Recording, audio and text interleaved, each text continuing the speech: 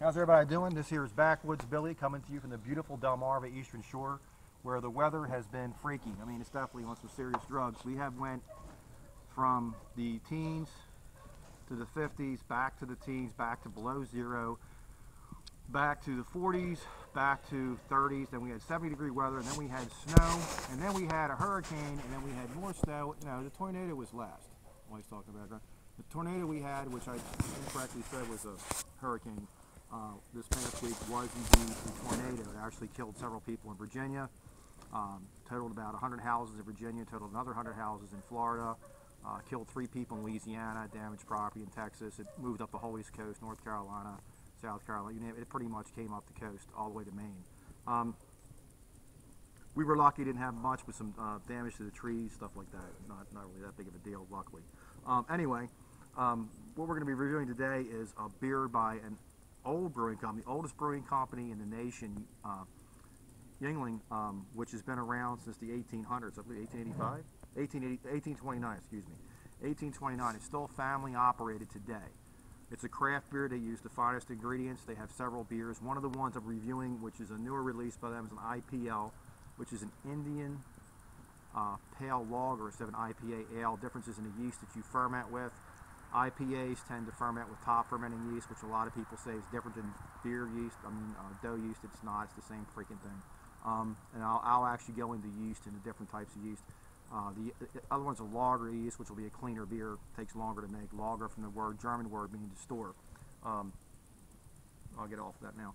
Anyway, this is Yuengling. This is their porter.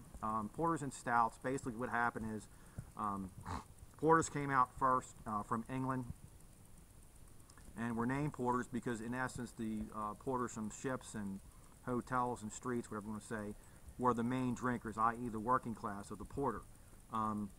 Porter is a very rich, dark beer, and then, of course, the English came out with the stouts.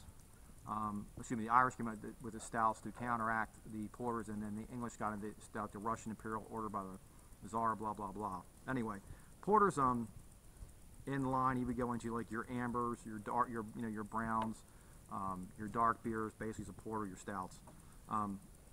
This beer by them is very nice. It's rich, and 6-pack of this is like $6 to $7. Somewhere between 6 to 8, depending where you purchase them at. A very, very nice beer. I opened the wrong beer, but anyway, not that I can't have 2. We're going to use a 3rd wave glass because the rest of my brandy glasses are actually need to be washed, and since we're in a travel trailer, not we're building a new house, not the house, we tore that down. Don't have a dishwasher, so we're going to pour this, and you can use an English style pub glass. For that matter, rules be damned, craft beer be cherished, any glass that you wish. You get a nice malty, a little bit doughy smell to this. Slight hint of roasting, slight bit of sweetness. You can see the head pours in here about 3/8 of an inch to 1/4 inch. Now, if I poured this in a pub style glass, you get a little bit better head. It dissipates a little quicker than a stout will.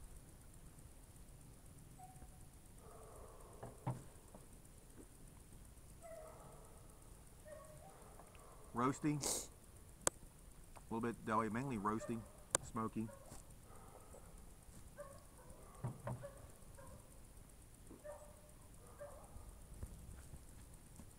Rich. You're going to get a lot of the dark malts. Since you get the rich, you get the smoky, the this of it, the dark roasted, almost chocolate, not quite there. Between coffee and chocolate, actually, very light in that category. This finishes clean. It goes down silky smooth. You can see the color of this is very deep, dark, rich brown, almost black, about the color of Coca-Cola. Lacing is nice on the glass.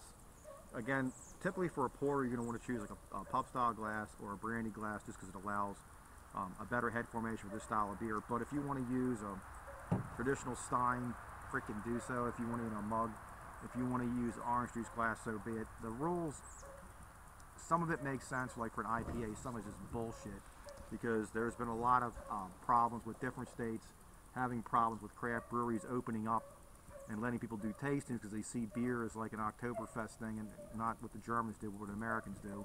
In essence, everybody gets drunk. So they're trying to make it more like a wine type thing. We have a smaller glass, and therefore the appearance is you're not there to get drunk. And anybody paying most craft beers are $10 a six-pack generally is a connoisseur, not looking to get drunk. Anyway, you can either swirl it around, you can move it side to side, and you, by your hand being under in a brandy glass, you get a little bit of warming, which is going to release the bouquet of the hops and your malts. And another thing you can do is you can smell the bottle. Not very much of a hint of this, more of the roastiness. And I used a bottle opener. I hate freaking twist-off caps. They're twist-offs. You don't need a bottle opener. But this is a very economical beer. It's family-owned. It's not a large brewery, and they use really good ingredients. So it's one thing you have to navigate around is the twist-off caps, and some people do like them. Again, it's a Backwoods Billy. 2 thumbs up for your Yuengling porter beer, and I would say that very economical. And anybody has not tried a porter, do yourself a favor and do so. Everybody's got this thing. I see people without it. You know, I go to a craft brewery, do a tour, we go to a tap room, or I go to a local bar, and I'll see people say, "Oh, I want an IPA," or "That's the only type of craft beer," or "Craft beer is a homemade beer." No, it's not. Most craft beers tend to be ales, just because that's what the big breweries weren't doing, which were top fermenting. But there's lagers. You might want to try some craft lagers. You might want to try some porters, some stouts. You might want to try some Belgian beers. You might want to try some nice, wheat beers, etc. We have Belgian triple, Belgian double, Belgian quad. Do more than one type of beer, because if you like, oh, I like an IPA, you might like a stout better, or you might say, you know what, I tried it. Try the different styles and see what you like. I personally prefer a porter or a stout that's more of my taste, but I drink IPAs all the time, depending on what I'm eating. And it might be what I'm more into is a beer with a little bit more bite to it. And some beers I take because they're more balanced between it. I want a clean finish, a dry finish, just like you do with wine. There's white wine, red wine, and there's different depth to it. Same with beer. There's different character. A lot of character.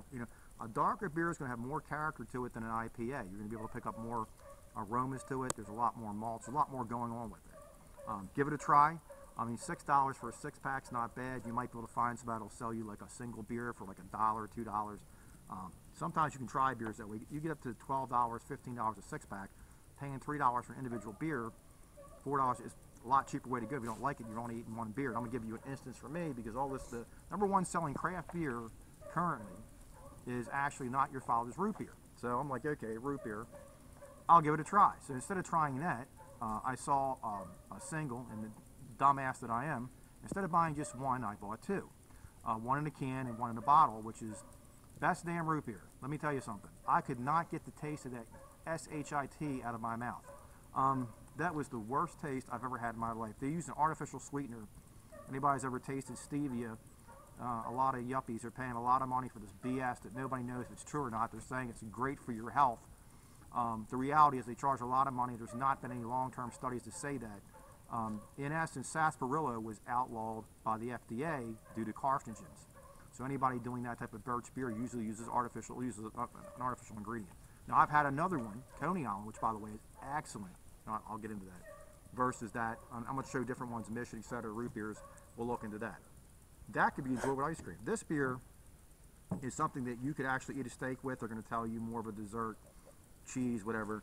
But it's got enough body to it for that. This is not a heavy porter. It's a middle-of-the-road porter, not sweet, and it's not, most porters aren't bitter. This is not bitter at all. Clean finish to it. Silky smooth on the way down. And you'll notice there's smoke coming out of my mouth because we are back to being cold after having 40-degree weather, 60-degree weather before that. And today we're going down into the 20s, I believe 24 to 22, depending on who you listen to online or the radio or TV. And it's going to have a wind chill much colder than that. So right now the water that's in the air, as you can see, everything looks a little bit wet of all the stuff that we have.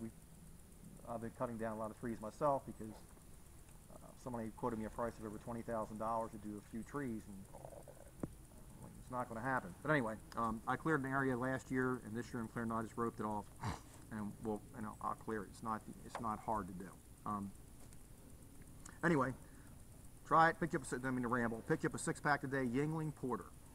If you do me a favor and forward this, greatly appreciate it. You can any comments, additions, deletions, whatever you want to do.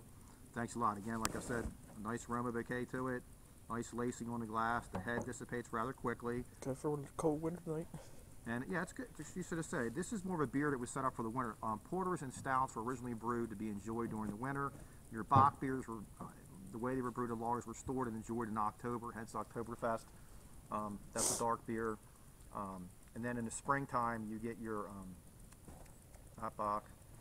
I know I've got a few of them. I can't think what the style is off my top of my head. And anyway, your bock beer. So I was just saying, not your Oktoberfest. Excuse me. Your bock beer for your spring beer, Oktoberfest for October. Try it, and no, if you try something like this, it's not an expensive way to go. But if you try one stout, there's different styles of stout, there's different types of porter. Very, very clean finish to this. Pick up a 6-pack today. Backwoods Billy 2.